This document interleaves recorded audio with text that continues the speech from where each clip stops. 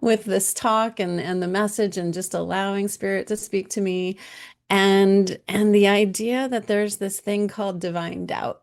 It just it tickles me. I think it's wonderful. So I want to start with a reading by Howard Thurman. This is from Disciplines of the Spirit. There is a fellowship of suffering, as well as a community of sufferers. It is true that suffering tends to isolate the individual, to create a call even within the privacy that imprisons them, to overwhelm them with self-preoccupation. It makes their spirit miserable in the literal sense of that word. Initially, it stops all outward flow of life and makes a virtue of the necessity for turning inward. Indeed, one of the ground rules of humanity's struggle with pain is the focusing of the energies of life at a single point. All of them that can be summoned is marshaled. This is true whether they are dealing with sheer physical pain or the more complex aspect of other dimensions of suffering. The pain gives their mind something else to think about and requires what approximates total attention. The energy of life becomes available when the conditions of single-mindedness are met. Again, that's from Howard Thurman, Disciplines of the Spirit.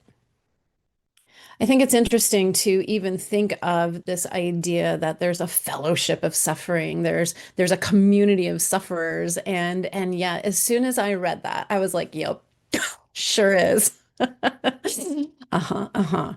It's amazing to me because I was really I've been having some really profound conversations with some very spiritual people and very high conscious beings. And what keeps coming to me and through my own journey, which has been interesting lately, I might touch on that a little bit later, uh, is this idea that we know what the spiritual path looks like. We know what it feels like. Like there's this altruism, there's this high frequency, there's this positivity, there's this understanding that everything I think and everything I know is what I create. And there's this responsive universe that just answers our call and answers every thought. We know how to plant that seeds into that universal substance and bring forth the reality that we choose. We know that, right?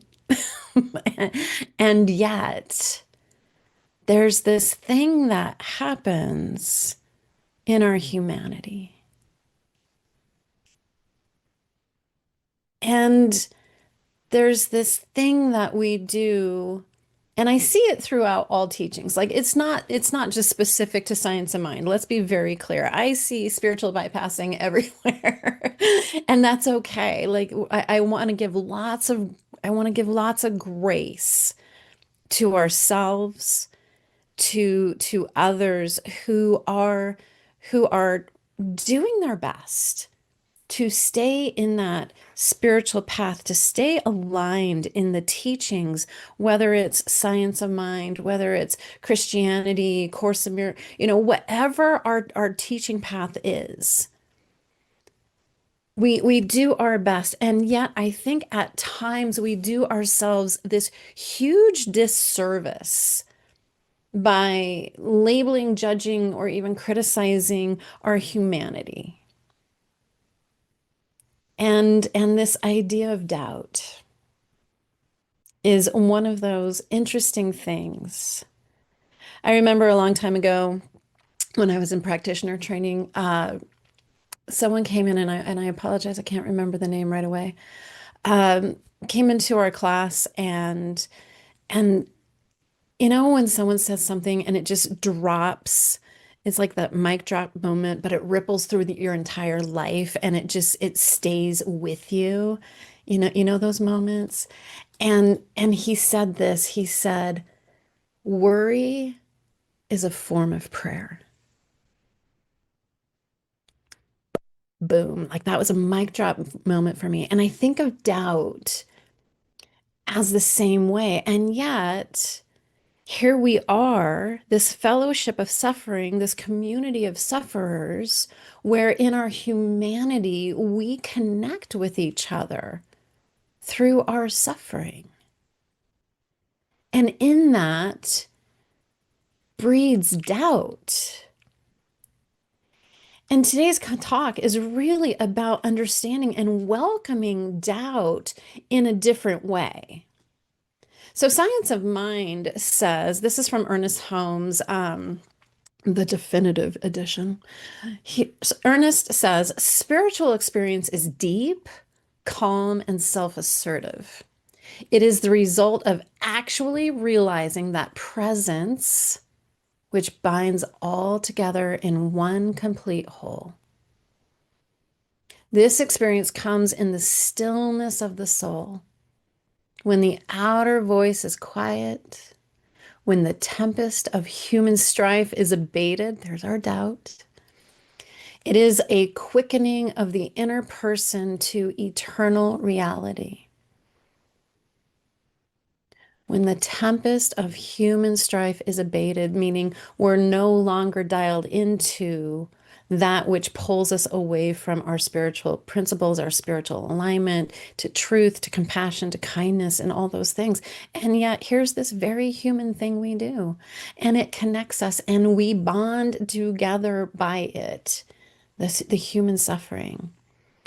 And in this way of recognizing that we have doubt, sometimes we judge ourselves and say, oh, no, no, no, no, I can't do that. I can't feel that. I'm not supposed to have that feeling. And yet there it is. There it lies. And one of the interesting things from our conversation today, as I was going through some of the suggestions and the readings, was this idea. And I got to tell you, I squealed like a little schoolgirl. I was so happy to see it, is to name it. You know how much I love that, to just name our experience rather than this trying to scurry and scramble away. I'm going to give you a visual because this is one of my favorites. Like, right? Remember these? Remember these little finger traps? And the farther you try to pull away from it, the tighter and tighter it gets. But when we actually begin to lean into it, to welcome it, to accept it, to understand it, then we are free from it. And so I love this because I'm tactile, number one. But this idea that our doubt is somehow an indicator that we're not being our spiritual selves, we're not being on our spiritual path, I want to invite you to consider otherwise. Because doubt can be a bridge. Our doubt can actually be the very place wherein we open ourselves to even deeper sacred understanding, into that deeper place within us where we and spirit are one, where there is no separation. It's through the doorway of our acceptance, our understanding of our doubt, that we could be our most spiritually aligned selves. So doubt can be a very personal thing. It's a very human thing, right? The collective inner experience of doubt is one of the most common threads of our shared humanity. And it becomes really obvious in times of great external turmoil. There's political unrest, war, division, or social injustice. When these things dominate the headlines, we often feel the weight of uncertainty. And yet, I'm not saying this is for everybody, but sometimes, and I've certainly seen it within myself, I'm like, oh, I'm a practitioner. Oh, I'm a minister. I'm supposed to be this person who's supposed to. And yet doubt lives within me. What if, like from our meditation, that beautiful image that came through, What if we just practice receiving the all of us as the spiritual? What if we allowed our spiritual self to be the totality of who we are? What if every aspect of who we are individually was the total of the wave coming out of the ocean of God itself, with our fears, with our doubts, with our worries? What if we never, ever stepped away from our spiritual nature? I just want to throw that out there.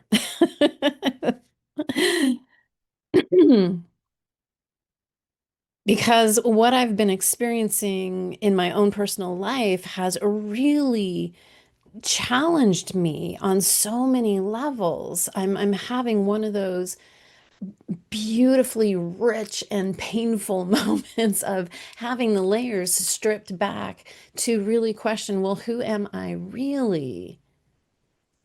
And if there is doubt within me, am I really this spiritual leader teacher that I thought I should be?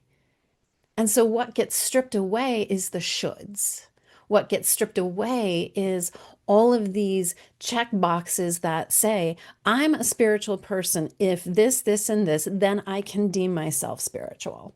I can deem myself as someone who is all the things, worthy, valuable, all the things.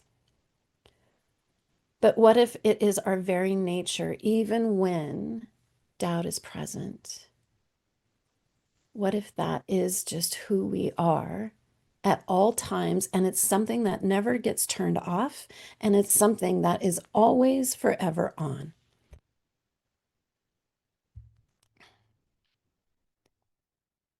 So it's within each and every one of us to doubt the world, to doubt ourselves, to trust. And I just think that these times right now is this perfect storm for us to continue to every moment of every day recommit. Recommit to, what do you truly believe? Do you believe that there is this one mind, one heart, one life that you're a part of, that we're all a part of, that we are truly one? Or do you not? And when we see what's happening out in the world, the strife and the injustice and all the things, do you begin to doubt the universe, God, the principles that we have learned through science of mind? And then what's your next choice? What is your next inspired choice? Are you going to allow the doubt to fester in such a way that keeps you misaligned, that keeps you from really feeling the support of the universe rising up to hold you? That it's right here. Like I want you to do right now, just kind of bounce, feel it underneath you, because the universe, God, spirit, whatever name you know it by, is that present. It's not just underneath you, it's within you, and it's all around you. And that is the eternal truth of our nature. And then there's this collective doubt. So we have our own individual doubt. So there it is inside. We try to hide it and we shame ourselves and we judge ourselves for it and we tell ourselves we're not spiritual if it's present, which is not true.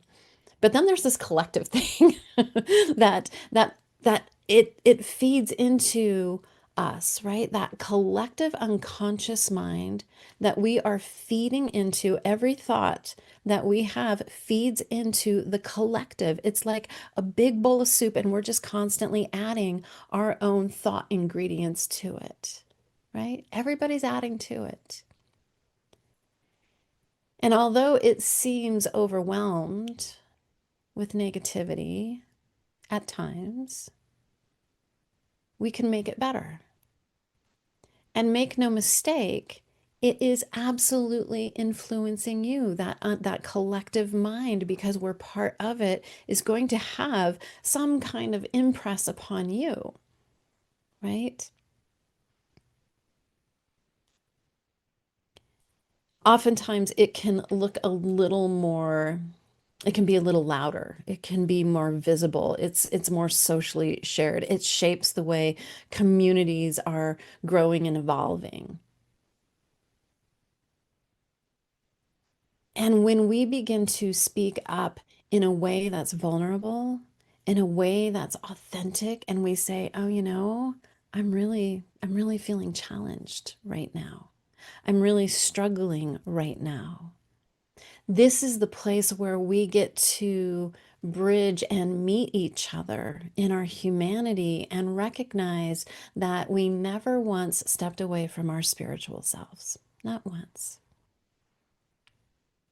If you don't have already a prayer partner, I want to invite you to consider getting one. Kind of like this, if this was an AA meeting, it'd be like, it would be a really good idea for you to get a sponsor, someone to walk this journey with you.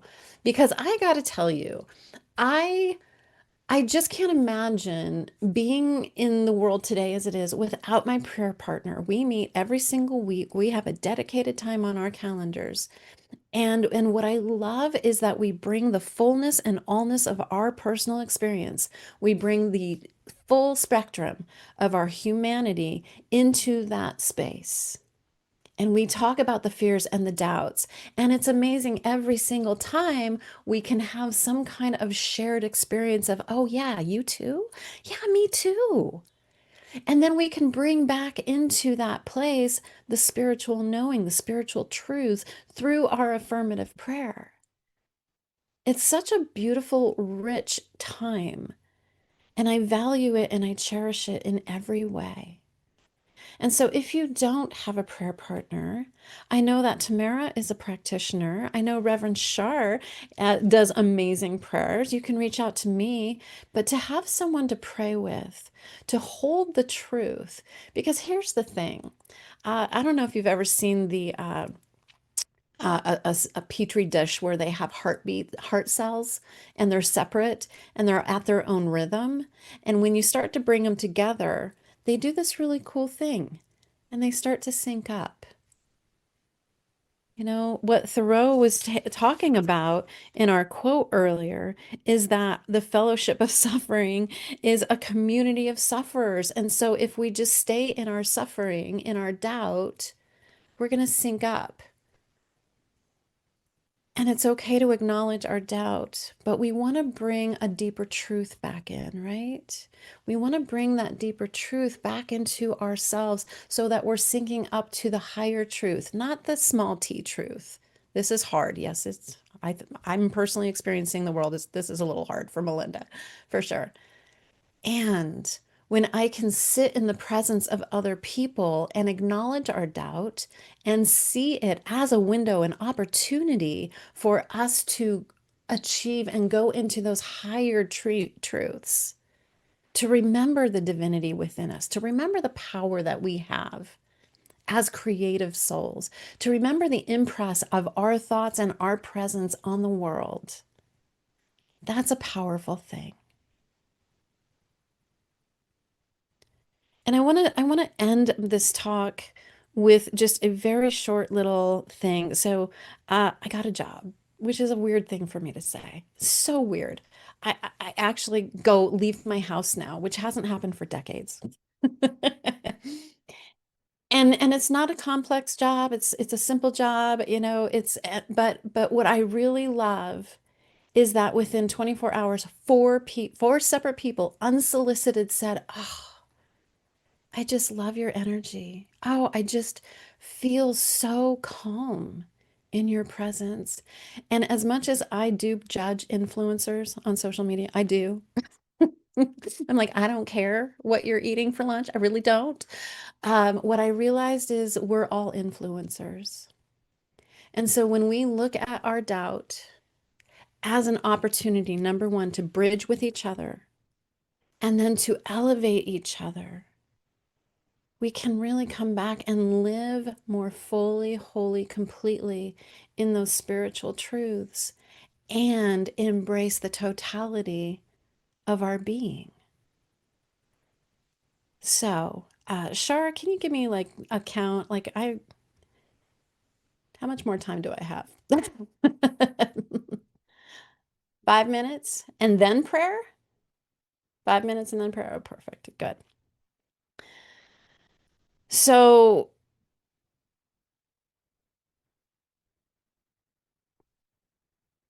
back to this idea of spiritual bypassing. I think it's a spiritual bypass for us to disown any part of our experience as good, bad, right, or wrong. We are seeing in the world this world that's separated and divided. And we hold that separation and division within ourselves, right?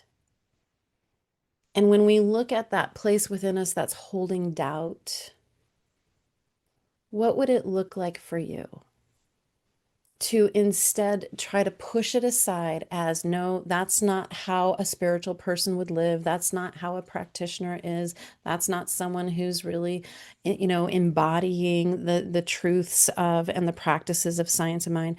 What if you held the totality of your being in that place? What would that look like? What would that feel like for you? To begin to close the internal division by embracing it. And I keep coming back. I mean, spirit is loud today. It's like just feel the seat beneath you, just feel the seat beneath you and feel how it's holding the all of you. And that is the invitation for us to embrace the all of our being, even the parts of us that doubt, even the part of us that maybe acted in a way that was hurtful or harmful or shameful. What if you just continue to hold the all of you in that way? What would that look like? And if you can begin to practice inviting your own doubt to sit in the space with you and actually name it, and then take that brave, brave step and possibly, oh no, possibly actually talk about it with someone else and get to that exquisite place of you two. Oh my gosh. We're bridging and making that connection from a place within us that is so profoundly human. There's something interesting about living a spiritual life. And it's funny how this experience of going out and getting a job. Okay, folks, I work in one of the most beautiful spas in Sedona, Arizona. It's not a bad gig. It's really amazing. And yet there's this sense of failure, of shame, of devaluing. And again, the universe keeps rushing in. My guides keep saying, Melinda, do not underestimate the power of presence. Do not underestimate the light that you hold and the rooms that you can influence just by your presence. And I truly, truly believe part of that sense that people have been experiencing from me is like, oh, you're so calming. Oh, you're so peaceful. There's one person that was having a morning. She had a rough morning, and I stepped in, and everything calmed down. And she said it. She's like, oh, you got here and everything got calm. And I'm like, mm-hmm. Yeah, that's right. What if we just lived in that nature of knowing that our spiritual being, our presence, is no different than our human experience? What if we begin to close the gap and the chasm between our humanity and our spiritual lives? And what if we brought those two together within ourselves? That even within our own humanity, we're living that spiritual life. Doubt is the window, it's the door, it's the opportunity to come back and meet ourselves. It is the door, it is the opportunity to meet each other and to invite in the wisdom that we hold as divine creators. All the wisdom of the universe is available to us in this moment, right here, right now, because we're part of that one mind. Everything that could be known through all eternity is right here, available and present. And so when we're able to name the fear, the doubt, the worry, and we're able to open ourselves to that higher truth of like, and there's a solution right here in this moment. That's when we really get to invite in the sacred, the holy, and live in that aligned way where there is no separation, where we truly are that wave peeking out of the ocean, bringing with it all of the qualities. We are that, you are that, I am that, and it's always been that way, even when we show up with all our humanity. So let's go in and just anchor into these deeper truths with an affirmative prayer. Looking for prayer requests. Okay. Just psychically beam them to me. I'll make sure they get in there. And so affirmative prayer is this beautiful place where we just sit and hold and know the truth. And the first step is to know and understand and recognize that presence. Call it spirit, call it God, call it the universe, mother, father, God, nature. Whatever you know it to be, call it universal love. It is all that is in the all. It permeates and moves through, in, through, and around all things, and all things come out of it.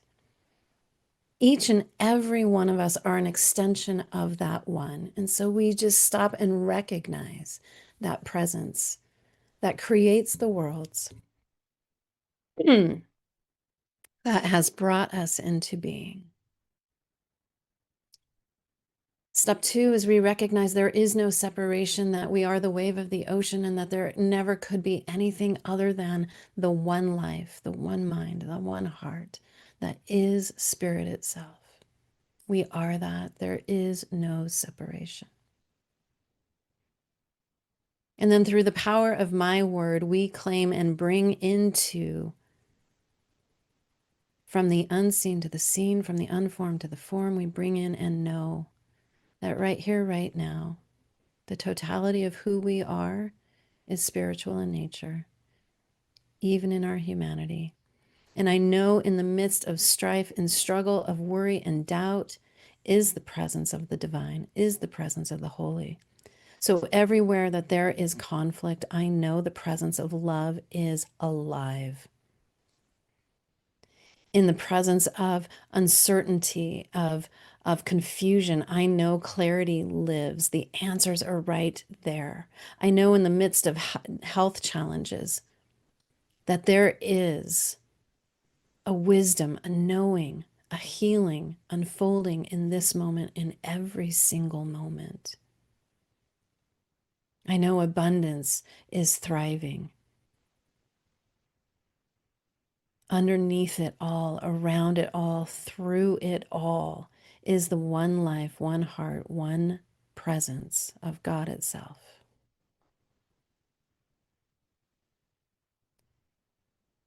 And so we plant these seeds, we plant this knowing into the fertile soil, the universe, knowing it is a responsive universe. And then we move into step 4, which is that of gratitude. We give thanks for that which has not revealed itself yet. Knowing the seeds are plant, knowing the plant is growing, we stay in that place of receptivity. The ultimate state of receivership through gratitude. Thank you, thank you, thank you for bringing peace, for bringing hope, for bringing health, for bringing abundance in everywhere that it is needed in this moment. And the last step is release. We release this out into the universe, knowing it's done. We rest. We rest in that place and we stay open at the top. And so just take a breath. We let it go and we seal our prayers with, and so it is. Thank you, everybody.